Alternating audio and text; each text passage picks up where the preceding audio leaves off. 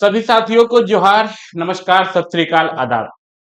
बिहार पाठशाला के YouTube channel पर एक बार फिर से मैं अमित सौरभ दोस्तों आप सभी का स्वागत करता हूं। और जैसा कि मैंने वायदा किया था आपसे कि जब भी मुझे समय मिलेगा मैं फिर कोई टॉपिक लेकर आऊंगा और उस टॉपिक से संबंधित जो भी मूलभूत बातें हैं उसको हम लोग क्या करेंगे, डिस्कस करेंगे। साथ में मैं ये भी प्रयास करूंगा कि आपको आंसर राइटिंग का एक फॉर्मेट बताऊं, कैसे आप अपने आंसर राइटिंग को इम्प्रूव करें, कैसे जो है आप एक अच्छा उत्तर लिखें। और साथ में हम जो आपको नोट्स दे रहे हैं वो आपकी किस प्रकार जो है ये जेपीएससी की जो आप मुख्य परीक्षा देंगे उसमें से ये जो है आपकी मदद कर पाएगा।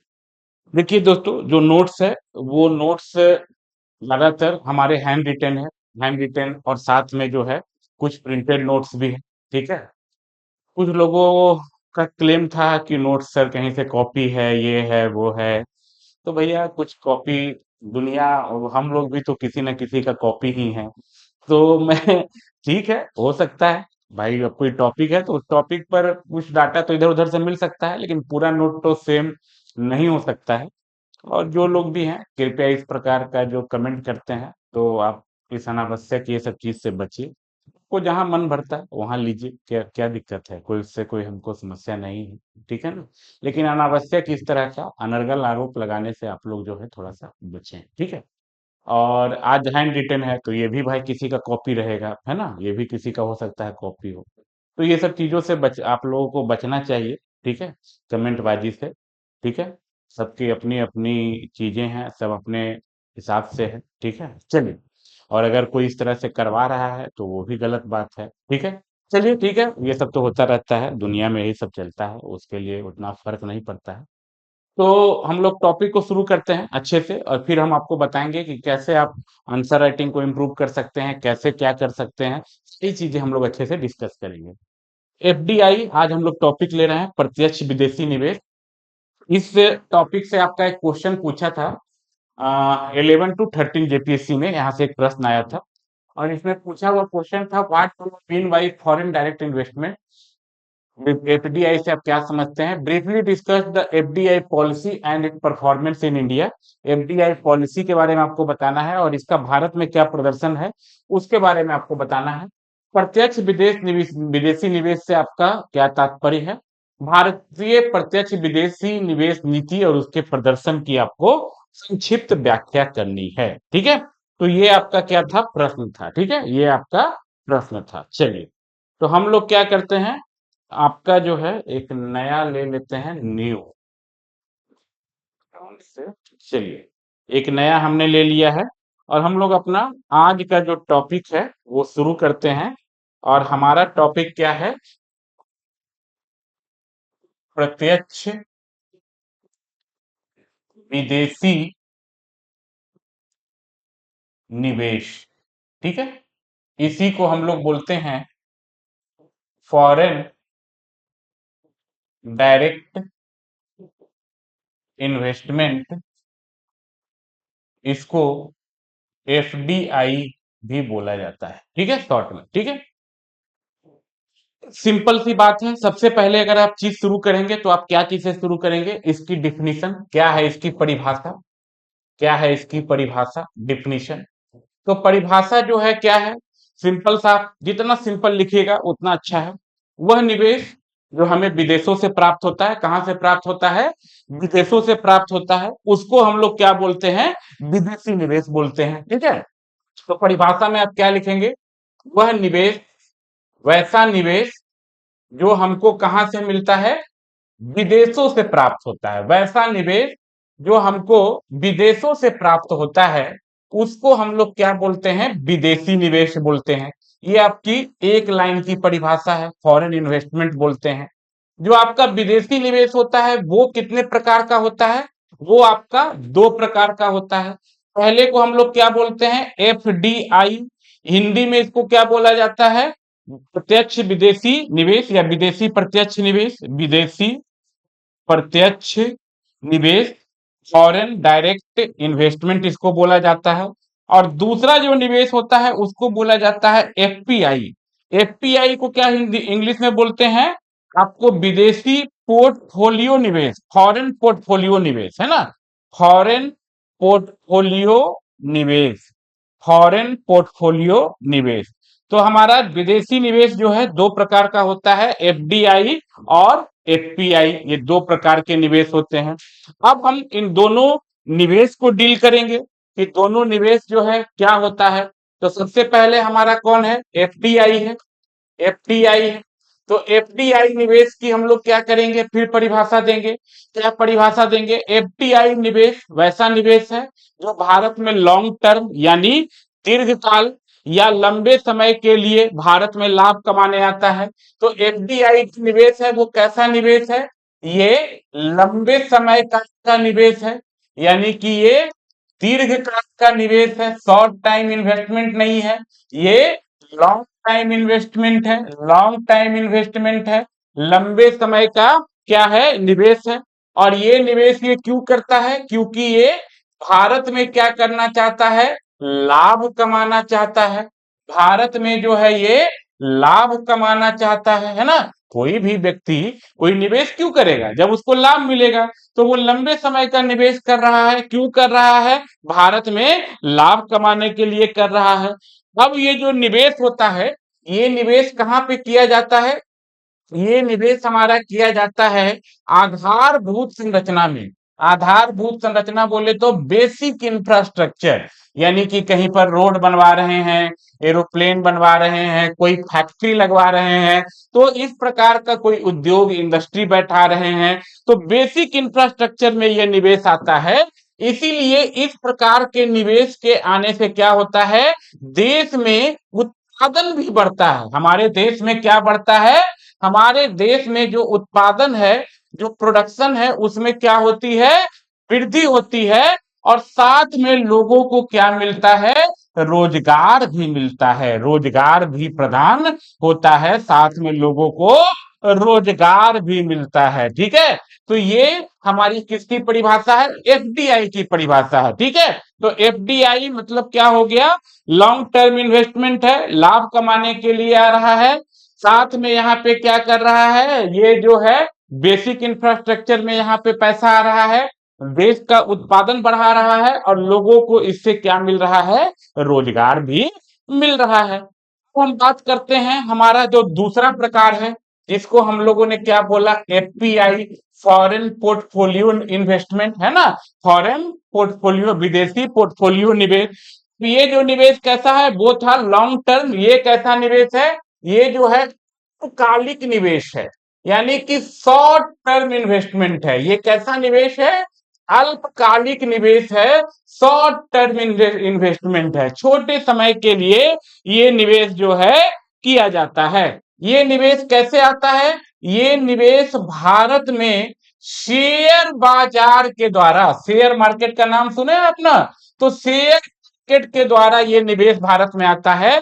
शेयर मार्केट के द्वारा जो पैसा है वो एफपीआई के थ्रू जो है क्या किया जाता है? भारत में इन्वेस्ट किया जाता है। ठीक है, कुछ समय के लिए आता है, और ये भारत में कोई आधारभूत संरचना का निर्माण नहीं करता है। ये क्या करता है? आधारभूत संरचना का निर्माण, आधारभूत संरचना का निर्माण नहीं करता है। इससे कोई हमारा बेसिक इंफ्रास्ट्रक्चर का निर्माण नहीं होता है। थोड़े समय के लिए आता है, शेयर बाजार में उछाली होती है, पैसा इन्वेस्ट करता है, शेयर बाजार बढ़ता है, तो देखता है कि अमेरिका में और ज्यादा हमको फायदा हो रहा है, तो यहां से शेयर बाजार से पैसा निकाल के फिर अमेरिका में डाल देता है।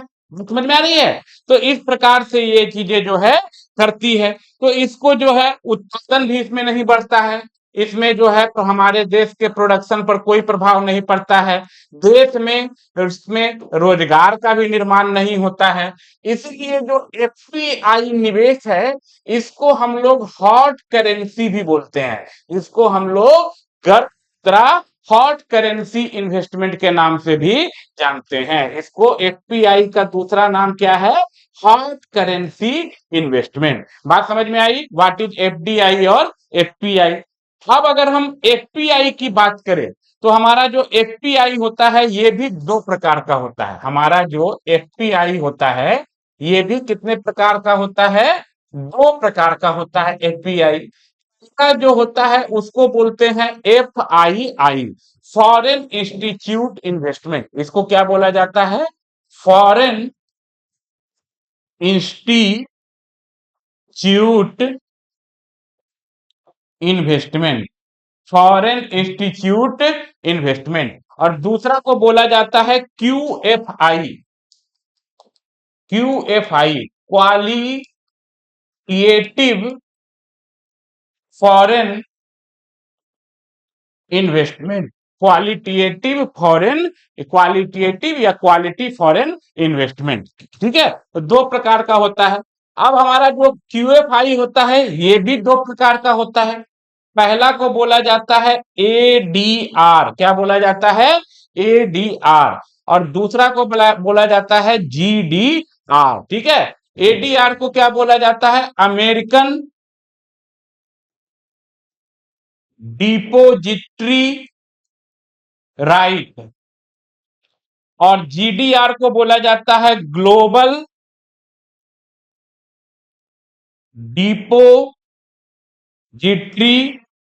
राइट, है ना, ग्लोबल डिपोजिटरी राइट। ये दो प्रकार का होता है। अब ये क्या चिड़िया का नाम है इसको हम लोग थोड़ा सा देखते हैं। ठीक है, भारत जो पहला है हमारा एफ आई आई, पहला जो है हमारा F I I, foreign institutional investment.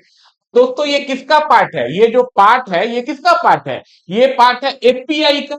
तो एफपीआई में हमने अभी देखा कि जो भी इन्वेस्टमेंट आ रहा है वो कैसा होता है? वो होता है शेयर बाजार के थ्रू। तो एफआईआई जो इन्वेस्टमेंट होता है ये भी किसके द्वारा होता है? आता है शेयर बाजार के द्वारा आता है, शेयर बाजार के द्वारा आता है।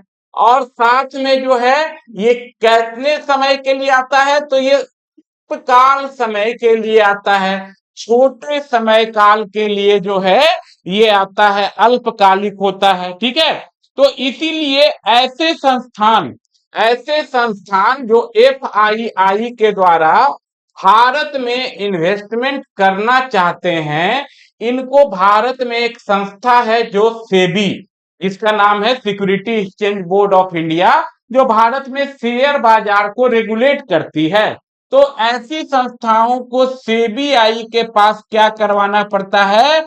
रजिस्टर्ड अपने आप को करवाना पड़ता है, अपने आप को उनको रजिस्टर्ड करवाना पड़ता है। और रजिस्टर्ड करवाने के बाद, पंजीकरण करवाने के बाद ही वो अपना इन्वेस्टमेंट कर सकते हैं। तो एफआईआई जो फॉरेन इंस्टीट्यूशनल इन्वेस्टमेंट है, वो इन्वेस्टमेंट में आपको सेबी के पास क्या करवाना पड़ेगा? आपको अपना रजिस्ट्रेशन करवाना पड़ेगा, तभी आप शेयर मार्केट के द्वारा भारत के बाजार में पैसा क्या कर सकते हैं? इन्वेस्ट कर सकते हैं। ठीक है, इसके बाद एक टर्म था एडीआर।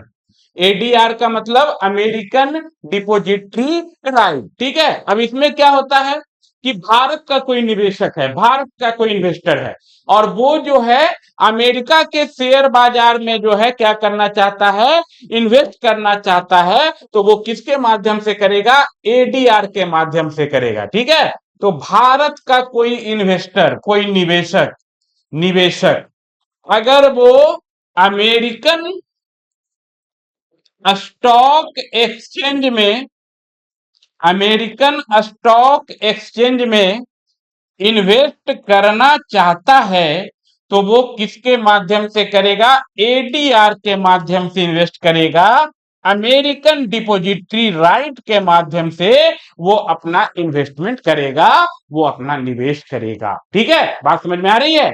उसके बाद एक टर्म हमारा क्या है? जीडीआर। तो इसी से पेज में हम लोग उसको भी ले लेते हैं, जीडीआर को भी। तो जीडीआर का पूरा नाम क्या है?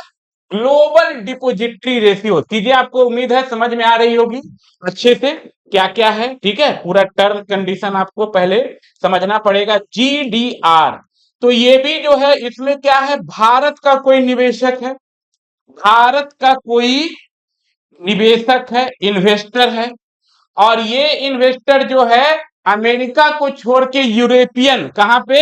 यूरोपियन स्टॉक एक्सचेंज में इन्वेस्ट करना चाहता है। यूरोपियन स्टॉक एक्सचेंज में इन्वेस्ट करना चाहता है, तो ऐसा जो इन्वेस्टर है, तो वैसे में आप किसके माध्यम से इन्वेस्ट कीजिएगा? जीडीआर के माध्यम से इन्वेस्ट कीजिएगा। ठीक है, बात समझ में आई? तो ये सारे टर्म आपको याद होना चाहिए। What is FDI, what is FPI, what is FII, what is QFI, what is ADR, what is GDR. ठीक है, तो ये सारे टर्म आपको मैं समझता हूं कि आपको समझ में आ गया होगा। ठीक है, अब हम लोग आगे बढ़ते हैं। अब दोस्तों देखिए, भारत में एफडीआई और एफपीआई की परिभाषा निर्धारित करने के लिए 2014 में एक कमेटी बनाई गई, जिसका नाम था अरविंद मायाराम कमेटी। ठीक है, तो भारत में अगर हम बात करें एफडीआई एंड एफपीआई की परिभाषा, डिफिनीशन तय करने के लिए तय करने के लिए 2014 में एक कमेटी बन रही है, जिसका नाम है अरविंद मायाराम कमेटी। अरविंद मायाराम कमेटी। और इस कमेटी ने क्या किया? भारत में जो है एफडीआई और एफपीआई की क्या परिभाषा होगी, उस परिभाषा को इन्होंने दिया। इन्होंने क्या कहा कि एफडीआई निवेश, जो एफडीआई निवेश है, वो वैसे निवेश को माना जाएगा, भारत में किया गया वैसा निवेश एफडीआई निवेश माना जाएगा, जिसमें सेबी में पंजीकृत कंपनी के द्वारा, किसके द्वारा?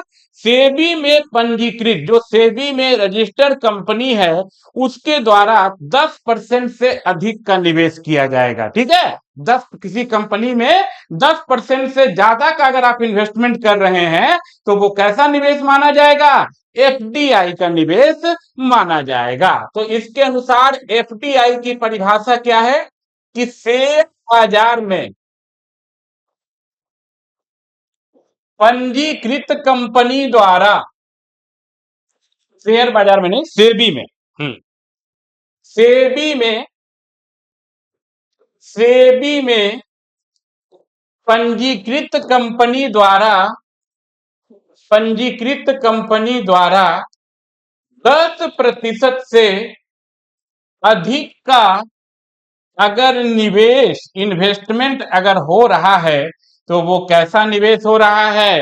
वो एफडीआई का निवेश हो रहा है।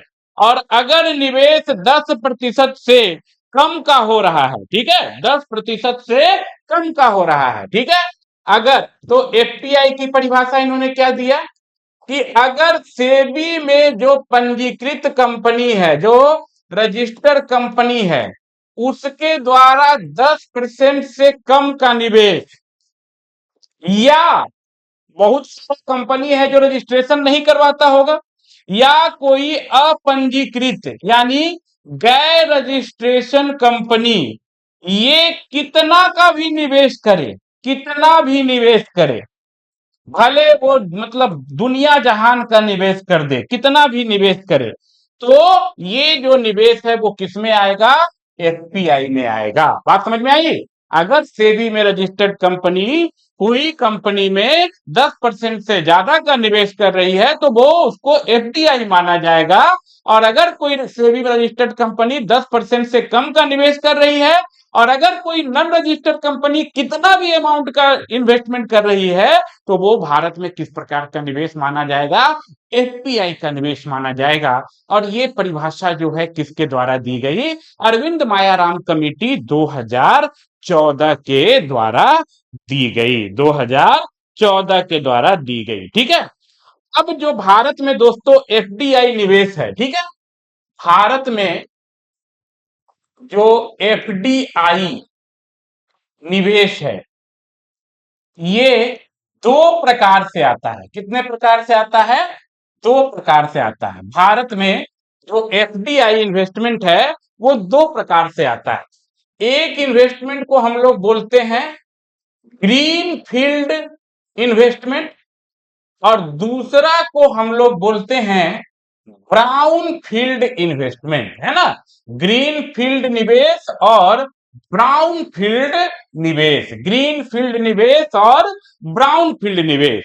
अब ग्रीन फील्ड निवेश कहते हैं किसको कहते हैं, जब कोई नया प्रोजेक्ट शुरू हो रहा है, कोई नया इंफ्रास्ट्रक्चर प्रोजेक्ट शुरू हो रहा है और उसमें कोई निवेश आ रहा है तो उसको हम लोग ग्रीन फील्ड निवेश बोलते हैं। किसी नए अवसंरचना, इंफ्रास्ट्रक्चर, यानी कि कोई नया कंपनी लग रहा है, कोई नया रोड बन रहा है, ठीक है, में आया निवेश, कैसा निवेश कहलाता है, ग्रीन फील्ड इन्वेस्टमेंट, है ना। कोई नया रोड बन रहा है, कोई नया एयरपोर्ट बन रहा है, बिल्कुल नया प्रोजेक्ट है और उसमें डायरेक्ट कोई फॉरेन कंपनी आके निवेश कर रही है कि हम इसको बनाएंगे, हम इसको करेंगे, तो वो कैसा निवेश होगा, ग्रीन फील्ड निवेश होगा। लेकिन कंपनी है, कोई पुरानी कंपनी है और उसमें आके वो 10% से ज्यादा का इन्वेस्टमेंट कर दिए, या कोई रोड पहले से बन रहा है उसमें वो आए और कहे कि हमारा भी इसमें 20% इन्वेस्टमेंट रहेगा, तो उस प्रकार का इन्वेस्टमेंट क्या रहेगा, ब्राउन फील्ड इन्वेस्टमेंट। ठीक है, जब पहले से स्थापित, जब पहले से स्थापित अवसंरचना इंफ्रास्ट्रक्चर में अगर निवेश हो रहा है, इन्वेस्टमेंट हो रहा है, तो उस प्रकार के इन्वेस्टमेंट को हम लोग क्या बोलते हैं, ब्राउन फील्ड इन्वेस्टमेंट बोलते हैं। तो ये दो प्रकार का भारत में निवेश होता है। ठीक है, अब ये जो दो प्रकार का जो निवेश होता है दोस्तों, इसके आने के हमारे पास दो रूट हैं। ठीक है, तो भारत में जो एफडीआई है, एफडीआई आने के दो मार्ग हैं, दो रूट हैं, दो मार्ग हैं, दो रूट हैं, दो रूट है। बात समझ में आ रही है ना, ये बेसिक चीजें हैं। जब तक आप ये सब चीजें नहीं जानेंगे तो आप कैसे क्या लिखिएगा। आपका क्वेश्चन पूछा है ना कि भाई भारत में एफडीआई की क्या नीतियां हैं, तो नीतियां यही सब ना है, ग्रीन फील्ड, ब्राउन फील्ड, दो रूट है, बॉम्बे रूट, दिल्ली रूट, तो वो सब जानिएगा ना। ठीक है, तो पहला रूट जो है उसको ऑटोमेटिक रूट या स्वचालित मार्ग या उसको बॉम्बे मार्ग बोला जाता है। ठीक है, पहला रूट को क्या बोला जाता है, ऑटोमैटिक रूट,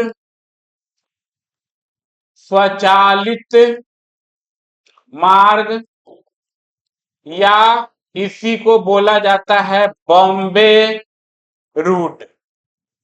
और दूसरा जो रूट होता है इसको बोला जाता है गवर्नमेंट रूट, सरकारी मार्ग,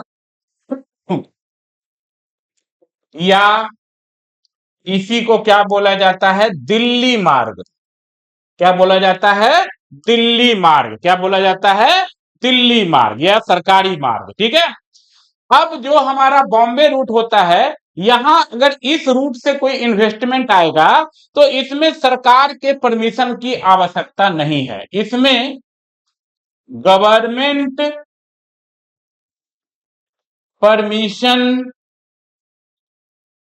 डोंट नीडेड, यानी कि यहां पे सरकार की अनुमति की कोई आवश्यकता नहीं है, आपको सरकार से परमिशन की कोई आवश्यकता नहीं है। लेकिन भाई ऐसा तो नहीं डायरेक्ट आ जाएगा, इसमें आपको क्या करना है कि सिर्फ आरबीआई को 30 दिन का पहले का नोटिस या सूचना देना पड़ता है। ठीक है, इसमें क्या होता है, आरबीआई को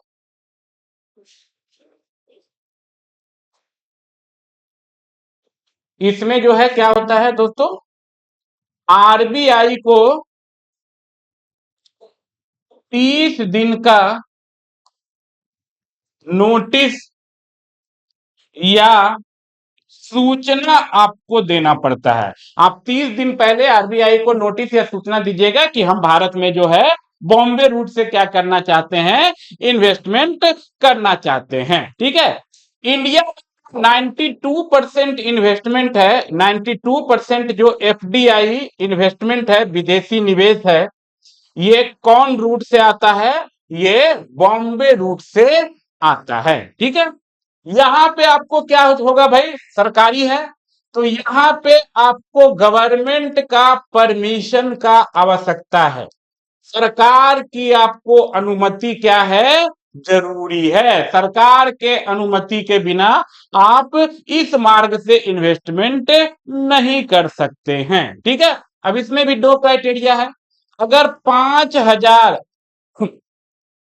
करोड़ से कम का इन्वेस्टमेंट है तो इसमें जो है, जो संबंधित विभाग है, मान लीजिए एग्रीकल्चर में आप कर रहे हैं, इंडस्ट्री में कर रहे हैं, तो आपको संबंधित विभाग से अनुमति लेना पड़ेगा। ठीक है, 5,000 करोड़ से कम का अगर दिल्ली रूट से इन्वेस्टमेंट हो रहा है तो आप कंसर्न डिपार्टमेंट के पास जाएंगे, उनसे परमिशन मांगेंगे, वो परमिशन दे देंगे, आपको परमिशन मिल जाएगा। ठीक है, अगर आपका इन्वेस्टमेंट 5,000 करोड़ से ज्यादा का है, अगर आपका इन्वेस्टमेंट 5,000 करोड़ से ज्यादा का है तो फिर इसका परमिशन आपको कौन देगा, वित्त मंत्रालय देगा, फिनांस मिनिस्ट्री आपको इसका परमिशन देगा। ठीक है, तो ये दो रूट आपको याद रखना है, बॉम्बे रूट और दिल्ली रूट, दोनों में क्या क्या कंडीशन है ये आपको बताना है। ठीक है, चलिए आगे बढ़ते हैं। अब जो हमारे यहाँ एफडीआई है दोस्तों, उसमें सरकार द्वारा 5 कैप या सीमा का निर्धारण किया गया है। ठीक है, एफडीआई में सरकार द्वारा द्वारा 5 कैप सीमा का क्या किया गया है, निर्धारण किया गया है। 5 कैप का क्या किया गया है, निर्धारण किया गया है। तो आप इस प्रकार अपना उत्तर आकर्षक बनाने के लिए ऐसे करिए, 5 तो कैप लिख दीजिए। और 5 कैप में कौन कौन सा कैप है आपका, सबसे पहला 26%, दूसरा 49%, तीसरा 51%, चौथा 74%, पांचवा 100%। देखने में भी अच्छा लग रहा है ना। अब इसके बगल में लिख दीजिए कि कहाँ कहाँ 26% है, कहाँ 49% है। तो 26% आपको कहाँ है, तो print media, digital media platform है ना, print media, print media, media में उल्टा होगा जी। ठीक है, आजकल छोटा छोटा बात का भी लोग बतंगर बना देता है कि मास्टर साहब को लिखने नहीं आता है। प्रिंट मीडिया, डिजिटल मीडिया, सार्वजनिक क्षेत्र का बैंक, गवर्नमेंट सेक्टर बैंक। तो यहाँ पे आपको 26% से ज्यादा एफडीआई नहीं कर सकते हैं, 26% तक ही कर सकते हैं। ठीक है, उसके बाद पेंशन, बीमा, रेडियो, ठीक है, एफएम वगैरह खोलना चाहते हैं तो उसमें विदेशी कंपनी 49% तक ही कर सकती है।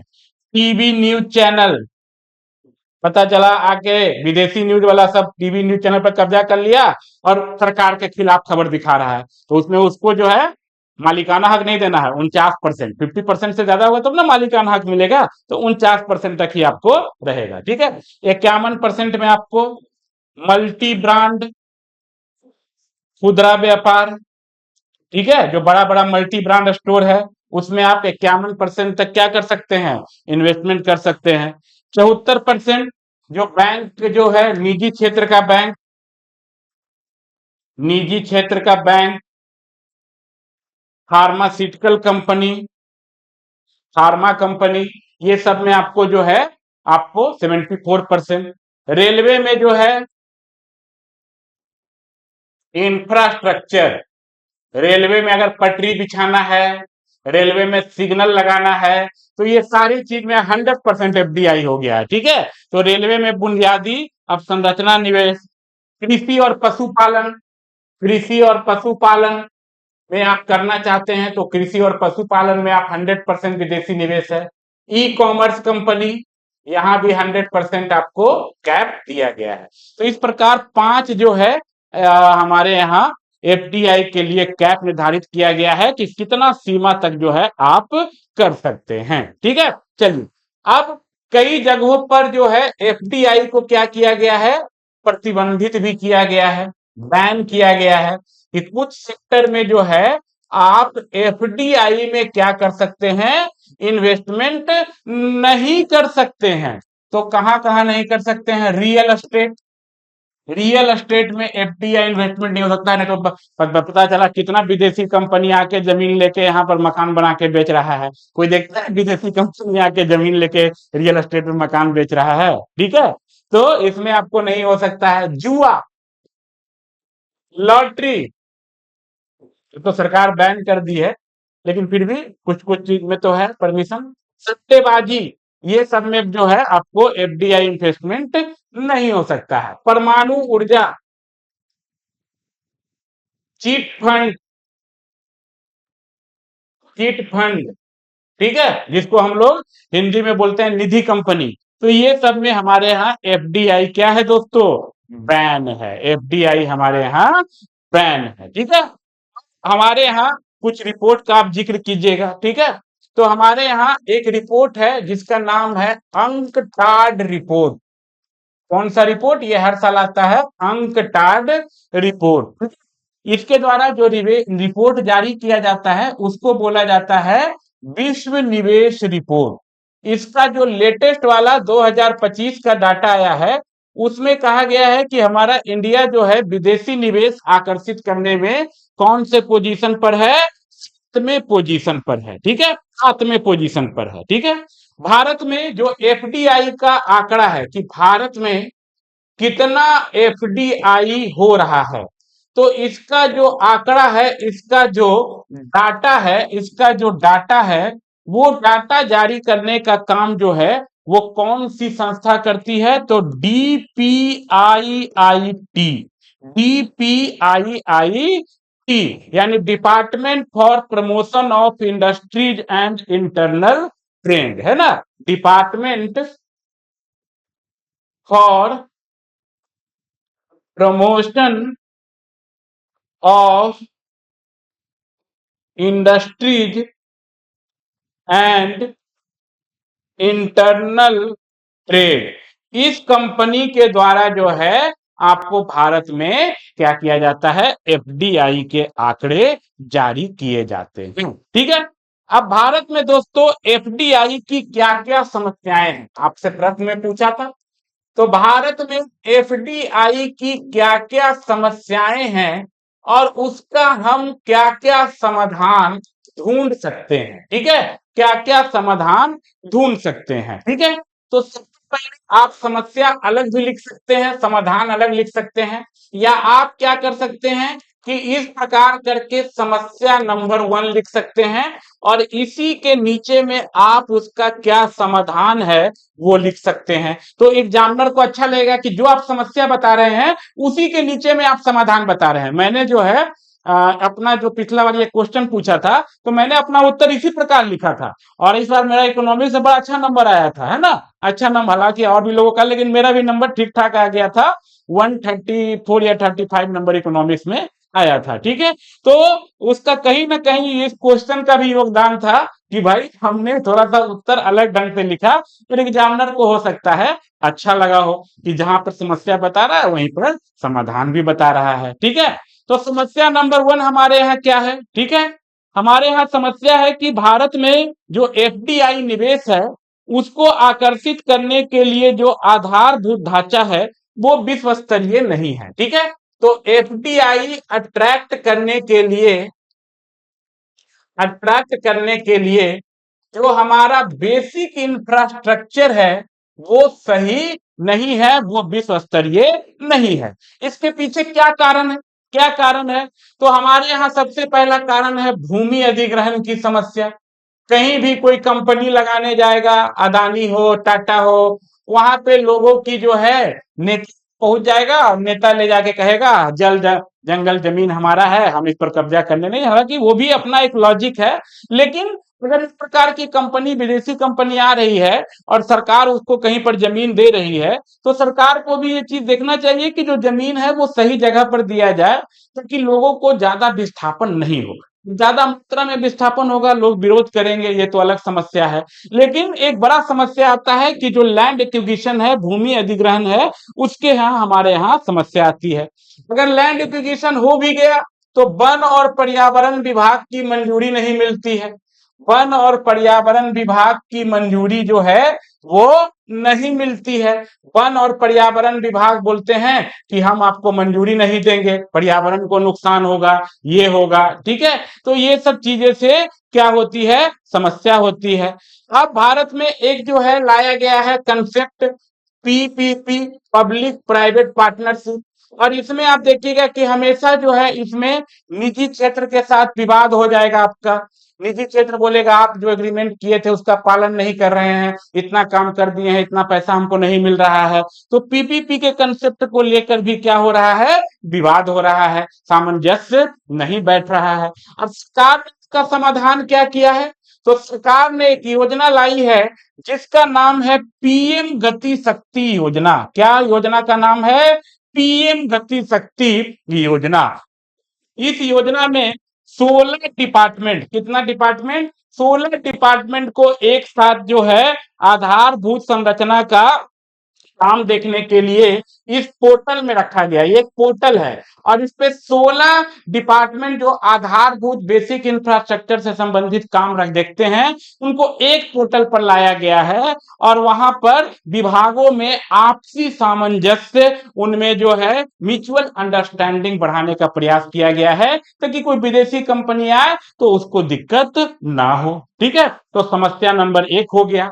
समस्या नंबर 1 का हमने क्या किया, समाधान भी देख लिया। अब हम समस्या नंबर 2 देखते हैं। अगला समस्या हमारा क्या है, तो अगला समस्या है कि भारत में जो लेबर लॉ है, श्रम कानून है, वो काफी जटिल है। भारत में लेबर लॉ जो है, जो लेबर लॉ है वो काफी कॉम्प्लेक्स है, जटिल है, इतना जटिल है कि जेल उल जाना पड़ जाता है। ठीक है, तो इसीलिए जो विदेशी कंपनियां हैं वो क्या करती हैं, निवेश से डरती हैं कि भाई कोई मामला हो गया, कुछ फंस गए तो लेनी का देनी है, दूसरा जगह लेबर लॉ आसान है, हम वही करेंगे, क्यों यहाँ करेंगे, क्यों फंसने आएंगे, है ना। तो इसका जो सरकार के द्वारा क्या समाधान ढूंढा गया, क्या इसका सरकार के द्वारा सॉल्यूशन लाया गया, तो सरकार के द्वारा सॉल्यूशन लाया गया कि भारत में जो है लेबर रिफॉर्म किया गया है। भारत में क्या किया गया है, labour reform, labour law reform किया गया है।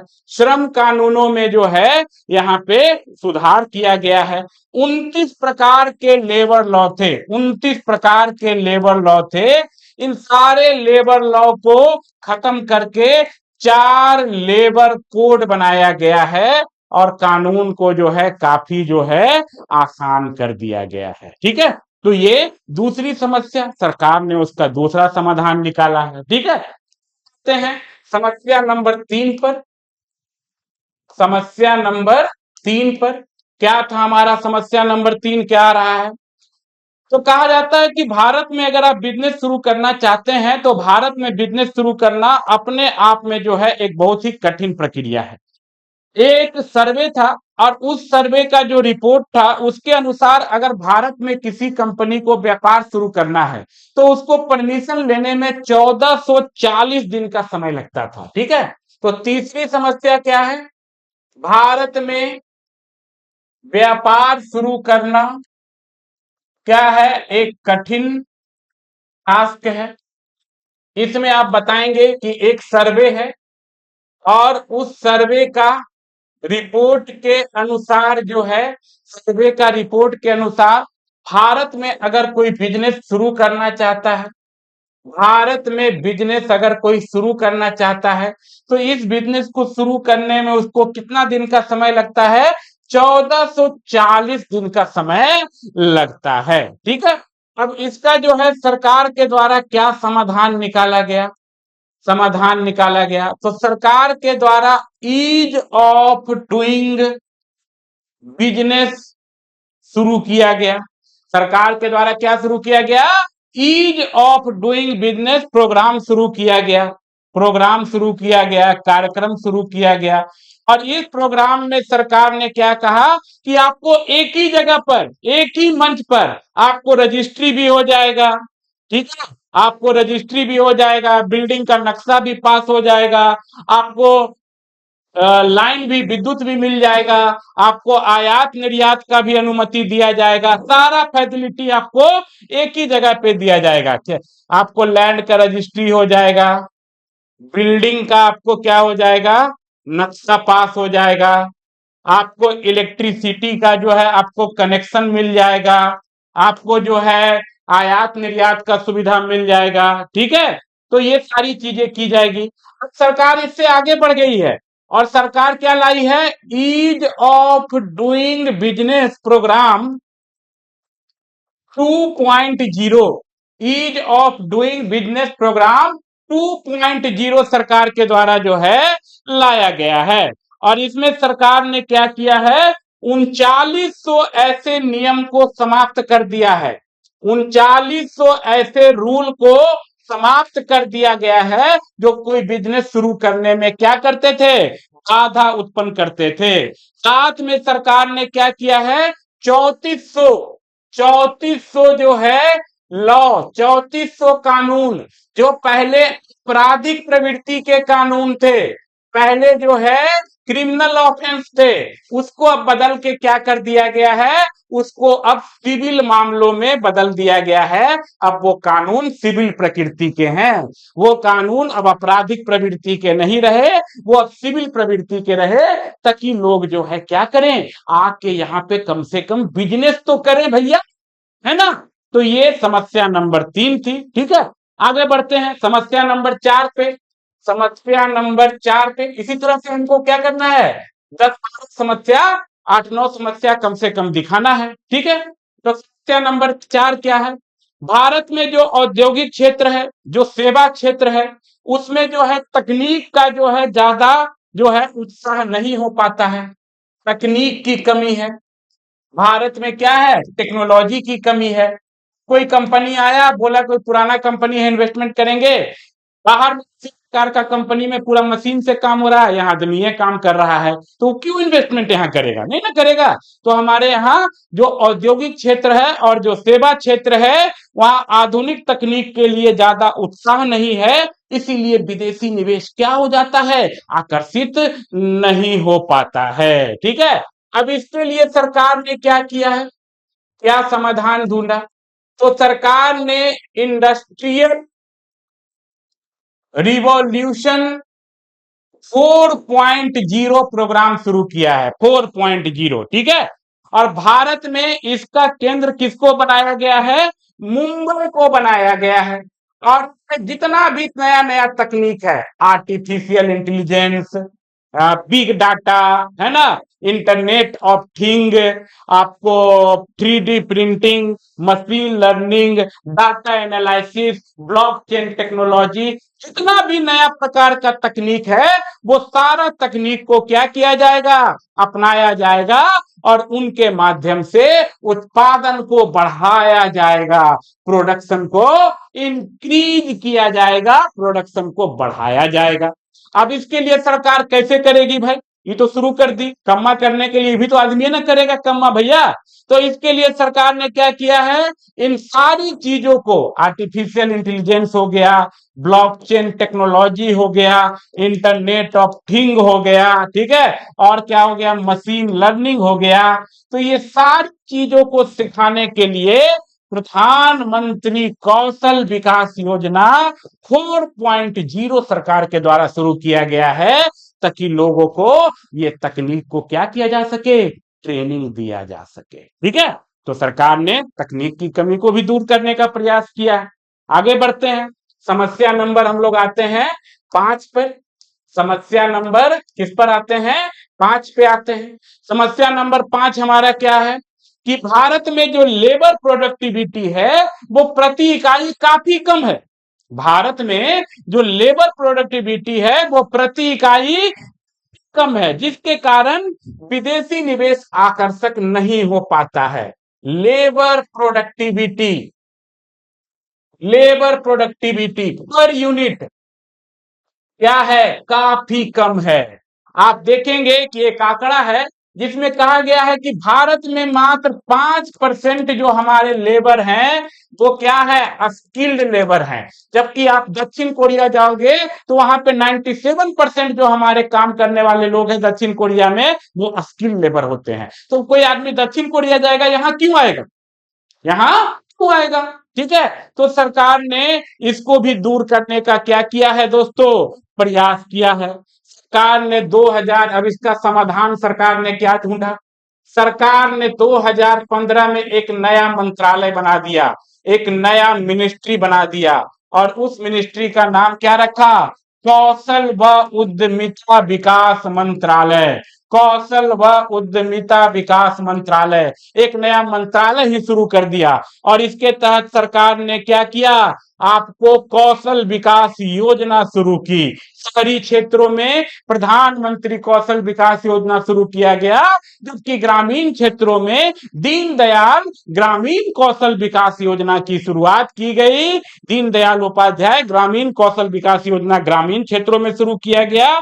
सरकार ने कौशल उद्यमिता पॉलिसी भी लाया, और इस सब के माध्यम से सरकार ने क्या कर रहा है कि अपना जो लेबर फोर्स है उसको स्किल करने का प्रयास किया जा रहा है, ताकि हमारी लेबर प्रोडक्टिविटी पर यूनिट जो है वो बढ़ सके और विदेशी निवेश हमारे यहाँ क्या हो सके, आकर्षित हो सके, आकर्षित हो सके। ठीक है, चलिए 6 क्या हो रहा है भाई, आजकल जो विश्व के बड़े बड़े देश हैं, बिग कंट्री, बिग प्लेयर, ये जो है कैसी नीति अपना रहे हैं, संरक्षणवादी नीति अपना रहे हैं।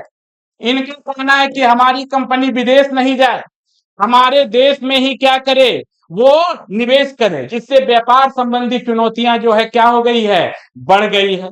तो भारत सरकार ने क्या किया, इसका समाधान भारत सरकार ने क्या ढूंढा, भारत सरकार कई सारे देशों के साथ, ग्रुप के साथ अब एफटीए कर रही है, फ्री ट्रेड एग्रीमेंट कर रही है, रीजनल ट्रेड एग्रीमेंट कर रही है। पहले भारत इस प्रकार का एग्रीमेंट नहीं करता था, लेकिन अब भारत क्या करने लगा है, रीजनल ट्रेड एग्रीमेंट आरटीए करने लगा है, और उसके हिसाब से जो कई देशों के साथ फ्री ट्रेड मुक्त व्यापार समझौता करके विदेशी निवेश को आकर्षित कर रहा है। अभी भारत का यूरोपियन यूनियन के साथ एक ऐसा ही जो है एग्रीमेंट हुआ है, और उसके बाद जो है भारत में बड़ी मात्रा में ये उम्मीद जताई जा रही है कि विदेशी निवेश यूरोप से भारत में आएगा। ठीक है, तो भारत इसका भी उपाय क्या कर रहा है, ढूंढ रहा है, ढूंढ रहा है। ठीक है, आगे बढ़ते हैं, समस्या नंबर 7, भारत में जो है अनुसंधान और नवाचार, इनोवेशन, ठीक है, अनुसंधान और नवाचार भारत में क्या है, जीरो है, बहुत निम्न है। भारत में कोई नया डिस्कवरी नहीं होना चाहता, कोई इन्वेंशन नहीं होना चाहता, वही पुराना ढर्रा पे सारी चीजें जो है चल रही है। ठीक है, और अगर ऐसा होगा तो भाई क्या होगा, इन्वेस्टमेंट नहीं होगा, विदेशी निवेश नहीं आएगा, निजी क्षेत्र पर सरकार का कोई जोर चल नहीं सकता है, आप उनको जोर दे नहीं सकते हैं कि आप नया R&D, रिसर्च एंड डेवलपमेंट और इनोवेशन लाइए। ठीक है, तो इसके लिए सरकार ने क्या किया, वर्तमान सरकार इसका क्या समाधान निकाली, जो रिसर्च एंड इनोवेशन की जो है हमारे यहाँ समस्या है, इसका सरकार ने क्या समाधान निकाला कि सरकार जो है, जो पेटेंट, अगर आपको इनोवेशन कीजिएगा तो इनोवेशन कराने के बाद आपको उसका रजिस्ट्रेशन करवाना पड़ता है, जिस प्रक्रिया को पेटेंट बोलते हैं। तो ये पेटेंट करवाने में सरकार जो है वो 80% सब्सिडी दे रही है कि आप खोजिए, तो आप रजिस्टर करवाइए, हम आपको 80% सब्सिडी देंगे अपना रिसर्च का जो है आपको पेटेंट करवाने में, है ना, 80% सब्सिडी देंगे। ठीक है, और सरकार यह तो सब्सिडी जो है कौन से कानून के तहत दे रही है, तो ट्रिप्स, ट्रिप्स लॉ 2016 में लाया गया था, इसी के द्वारा सरकार भारत में जो भी रिसर्च एंड इनोवेशन का काम होगा उसमें आप अगर पेटेंट करवाइएगा तो आपको 80% सब्सिडी दिया जाएगा। ठीक है, ये समस्या नंबर कितना था भैया, 7, है ना। अब आगे बढ़ते हैं समस्या नंबर 8 पे, समस्या नंबर 8 पे हम बढ़ते हैं। क्या है हमारे यहाँ समस्या, ठीक है, अगला समस्या 8 नंबर, हमने अभी देखा कि भारत में एफडीआई आने का दो रूट है। एक रूट जो है बॉम्बे रूट है, और जो डायरेक्ट रूट ऑटोमेटिक रूट बोला जाता है दिल्ली रूट है। तो भारत की 2% जो इन्वेस्टमेंट है वो किस रूट से आता है? बॉम्बे रूट से आता है। और यहाँ पे नियम जो है काफी ज्यादा जो है मतलब कि क्या है, आपको सरल है। इसी का फायदा उठाकर चीन की एक, कोविड का समय चल रहा था, सरकार का ध्यान कोविड पर था, तो चीन की एक कंपनी थी, चीन का एक बैंक था, तो इस बैंक के द्वारा भारत के एचडीएफसी बैंक, कौन सा बैंक? एचडीएफसी बैंक में उस कंपनी ने अपना शेयर 0.3% से बढ़ाकर 1.8% कर दिया। उसके बाद सरकार ने इसका समाधान निकाला, इसका रूट, इसका सॉल्यूशन निकाला, और कहा कि भारत के वैसे देश जिसकी भारत के साथ स्थलीय सीमा लगती है, वैसे देश में से अगर एफडीआई आता है तो वो कौन रूट से आएगा? वो दिल्ली रूट से आएगा, वो बॉम्बे रूट से नहीं आएगा। ठीक है, तो सरकार ने इस समस्या का भी जो है समाधान निकाला कि कोई विदेशी देश धोखेधड़ी के द्वारा हमारी कंपनी में ज्यादा इन्वेस्टमेंट न कर उस पर अपना क्या कर सके? अधिकार जमा ले, अधिकार जमा ले। ठीक है, समस्या नंबर 9, अंतिम समस्या हम लोग देखते हैं। समस्या नंबर 9, अब भारत में ऐसे बहुत सारे कंपनी हैं जो निवेश करना चाहते हैं, लेकिन सेबी के पास वो रजिस्टर्ड नहीं होना चाहते हैं। उनका कहना हम निवेश तो करेंगे, लेकिन सेबी के पास हम अपना रजिस्ट्रेशन नहीं करवाएंगे, पंजीकृत नहीं करवाएंगे। शेयर बाजार में इन्वेस्टमेंट करेंगे, लेकिन इन्वेस्टमेंट अपना रजिस्ट्रेशन नहीं करवाएंगे। ठीक है, तो इसके लिए सरकार ने क्या समाधान निकाला? तो इसके लिए सेबी ने जो है पी नोट जारी किया है। पी नोट यानी पार्टिसिपेटरी नोट, सहभागिता नोट, पार्टिसिपेटरी नोट, सहभागिता नोट। इस नोट्स के द्वारा जो है अब गैर पंजीकृत कंपनी जो है भारत में एफआईआई निवेश जो है वो क्या कर सकती है? कर सकती है। ठीक है, तो ये सारी समस्या था, समाधान था। इस प्रकार अब क्या करेंगे? अपना जो है उत्तर को बेहतर बनाएंगे। ठीक है, तो आपको क्या करना है कि अपना जो आंसर राइटिंग है उसमें जो है थोड़ा इनोवेशन लाना है, आपको ग्राफिक्स का प्रयोग करना है, अलग अलग एक टर्म बनाना है ताकि आप आंसर राइटिंग में उसको डाल सकें। ठीक है, अगर आपको लिखना होगा कि state wise FDI share, Bharat में स्टेट वाइज एफडीआई शेयर कितना है? ठीक है, तो इसको आप कैसे लिखेगा? इसको आप थोड़ा सा बढ़िया से लिखिएगा। इस प्रकार का एक तराजू बना दीजिए, और यहां पे इधर बिहार और नॉर्थ ईस्ट में लेस देन 1% एफडीआई आया है। एक तरफ ये गोला बना दीजिए, एक तरफ क्या कीजिए, ये गोला बना दीजिए। दूसरी तरफ आप देखिए हमारे यहाँ और कहां कहां पे कितना आया है। तो हमारे यहाँ महाराष्ट्र में 30%, कर्नाटका में 25%, और गुजरात में जो है आपको कितना परसेंट एफडीआई? 20% आया है। एक गोला इधर बना दीजिए। अच्छा लग रहा है ना, देखने में भी अच्छा लग रहा है, एग्जामिनर को भी देखने में क्या लगेगा? अच्छा लगेगा। तो आपको इस तरह का स्ट्रक्चर बनाना पड़ेगा। ठीक है, और ये कैसे डेवलप होगा? जब आंसर राइटिंग कीजिएगा। आप हमारे साथ जुड़िए आंसर राइटिंग करने के लिए, हम आपको ऐसा ऐसा टेक्निक बताएंगे ताकि आपको जो है क्या हो सके? फायदा हो सके। ठीक है, उसके बाद भारत में टोटल एफडीआई कितना हुआ है भाई? पहले एफडीआई कितना था, अब कितना था? तो आप ऐसे एक ग्राफ बना दीजिए, यहाँ पे एक बॉक्स बनाइए। एफडीआई किस रूप में आ रहा है? तो डॉलर के रूप में आ रहा है। तो यहाँ पर आप क्या कीजिए? डॉलर का चिन्ह बना दीजिए।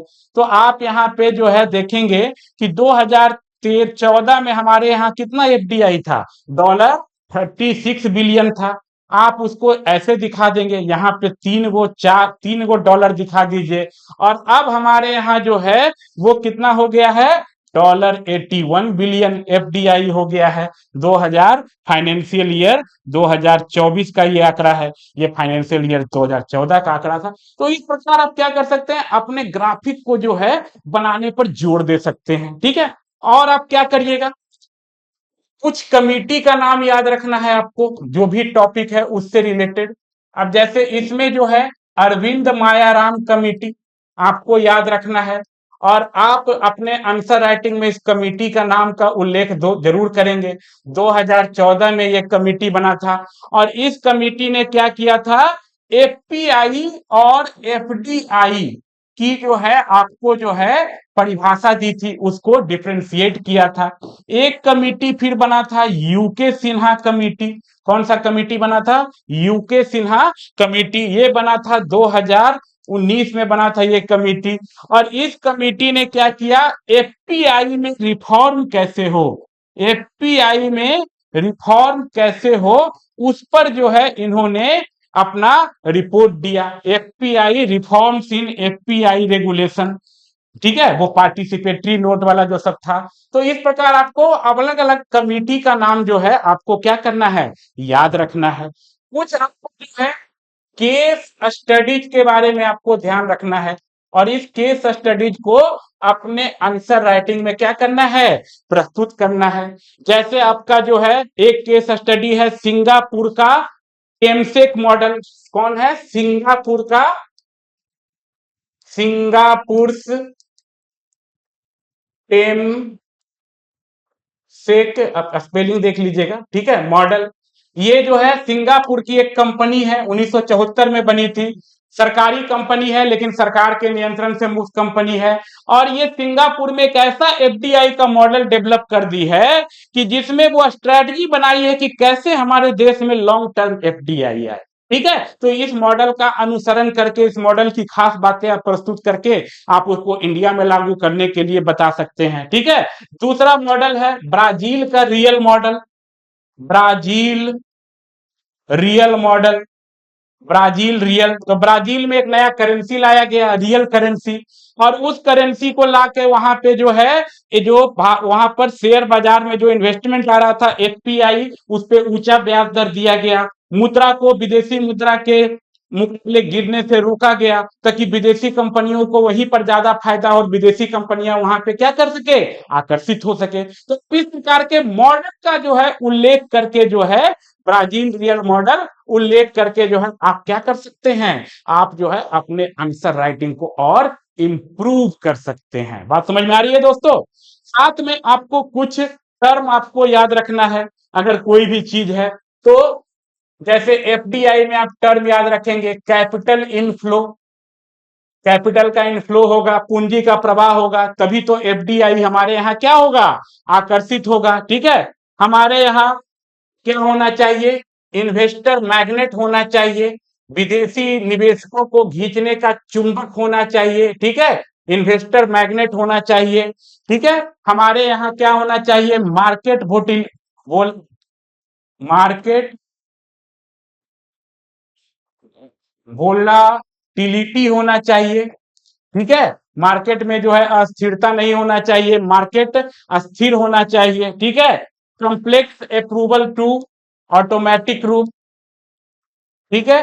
आपको जो ऑटोमेटिक रूप है वहां पर से ज्यादा जो है आपको अप्रूवल होना चाहिए, ठीक है।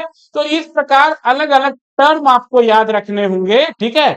इन्वेस्टर का कॉन्फिडेंस आपको जीतना पड़ेगा, ठीक है। साथ में एक टर्म आता है आपको प्रोसीडरल बोतल नेक्स्ट टू डिजिटल क्लियरर, है ना। प्रोसीडरल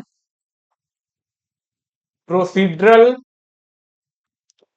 बोतल नेक्स्ट टू डिजिटल क्लियरेंस, यानी पहले के जैसा जो है कोई इन्वेस्टर को अनुमति में बाधा नहीं हो, बोतल नेक यानी उनको बाधा न दो, उनको डिजिटल के माध्यम से जितना जल्दी क्लियरेंस हो वो क्या हो सके, मिल सके, ठीक है। साथ में आप कुछ उनको बताइएगा ट्रिक कि आप कैसे क्या करना चाहते हैं, ठीक है। तो इस प्रकार आप ग्राफिक का जितना उपयोग कीजिएगा ना, उतना आपका आंसर राइटिंग क्या होगा, इंप्रूव होगा, ठीक है। तो हमने जो है यहाँ पे आंसर राइटिंग का आपका जो है हमारा जो नोट्स आपको है, मैं दिखा देता हूँ यहाँ कि हमने जो आपका नोट्स बनाया है वो आपको कैसा मिलेगा, ठीक है। तो ये देखिए हैंड रिटन नोट्स है, कहीं से कॉपी किया हुआ नहीं है। सारा जो है क्वेश्चंस का आंसर आपको देखिए अच्छे से एकदम डिजाइन बना के हैंड रिटन लिखा हुआ है, ठीक है। तो ये हैंड रिटन नोट्स आपको उसी में डाल दिया जाएगा। मैं बार बार बोल रहा हूँ कि आपको हैंड रिटन भी नोट्स रहेगा, वो भी नोट्स रहेगा, हर तरीके का नोट्स आपको वहां रहेगा।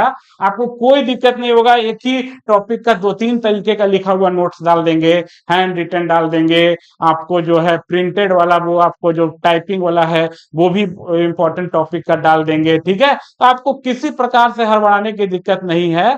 आपको मतलब यहाँ पे हम डाउनलोड करने का फैसिलिटी, अरे लीजिए ना, प्रिंट निकालिए, पढ़िए, बांटिए, जो करना है कीजिए। अरे कितना नोट्स तो मिलते रहता है महाराज, हर अगला साल फिर नया नोट्स बना के देंगे। दूसरा चैनल वाला टाइप का नहीं कि भाई यहाँ पर जो है हम नोट्स सिर्फ आपको जो है यहीं पर ऐप पर पढ़ सकते हैं, आप उसको डाउनलोड नहीं कर सकते हैं। भाई कहाँ से कारू का खजाना जो है इंद्र का क्या ढूंढ के लाए हैं कि भाई उसको कोई डाउनलोड ही नहीं कर सकता है ना। डाउनलोड कीजिए, प्रिंट निकाल के पढ़िए। अरे भाई कौन मोबाइल देख दे के पढ़ते रहेगा, आंख खराब हो जाएगा जी। प्रिंट निकालिए, आराम से पढ़िए, सारा फैसिलिटी है। ठीक है, चलिए। तो कैसा लगा जरूर आपको बताइएगा क्लास। ठीक है, समझ में आया नहीं समझ में आया, ठीक है। और कमेंट कीजिएगा कि अगला बार जो है, अगला क्लास जब हम ले, तो इकोनॉमिक्स का कौन सा टॉपिक आपको जो है पढ़ना है। हम सोच रहे हैं सस्टेनेबल डेवलपमेंट या इंक्लूसिव डेवलपमेंट, ये दोनों में से एक टॉपिक लेके आए पहले, और ये दोनों टॉपिक आपका करवा दे, क्योंकि यहाँ से भी सवाल बहुत पूछता है ना। तो ये दोनों टॉपिक हम लोग आगे के लिए रखते हैं। आप बताइएगा पहले कौन टॉपिक, या फिर कोई दूसरा टॉपिक आपके दिमाग में अगर हो तो आप उसको भी कमेंट में कीजिएगा, हम कोशिश करेंगे कि आपको वो टॉपिक दे। अभी हम लोग का थोड़ा सा जो है डिपार्टमेंटल एग्जाम वगैरह चल रहा है, 5 तारीख तक डिपार्टमेंटल एग्जाम हम लोग का चलेगा, है ना। उसके बाद जो है हम लोग एकदम पूरे तरीके से, हम हमारे कुछ और साथी जो जेपीएससी में सेलेक्ट हुए हैं उनसे भी हमने बात की है, वो भी आपके सामने जो है इसी प्रकार आपको आंसर राइटिंग करवाएंगे, टॉपिक का सारा चीज करवाएंगे, और यूट्यूब पे ही करवाएंगे आंसर राइटिंग। और डेली हमको, हमारा कोशिश रहेगा कि आपको 2-3 क्लास इस प्रकार का अलग अलग, मतलब हमारे साथियों के द्वारा, मैं भी रहूंगा और भी रहेंगे हम लोग जो है, वहां पर तो बोर्ड हमारे पास नहीं है, तो हमने पेन टैब का इंतजाम कर लिया है। तो पेन टैब पर ही हम आपको लिख लिख के पूरा जो है डेली आपको कोशिश करेंगे कि 2-3-4 वीडियो आंसर राइटिंग का करवाना है। ठीक है, एकदम झारखंड में ऐसा आज तक नहीं हुआ होगा, हम लोग सोचे हैं कि इस तरह से धुआं धुआं करना है।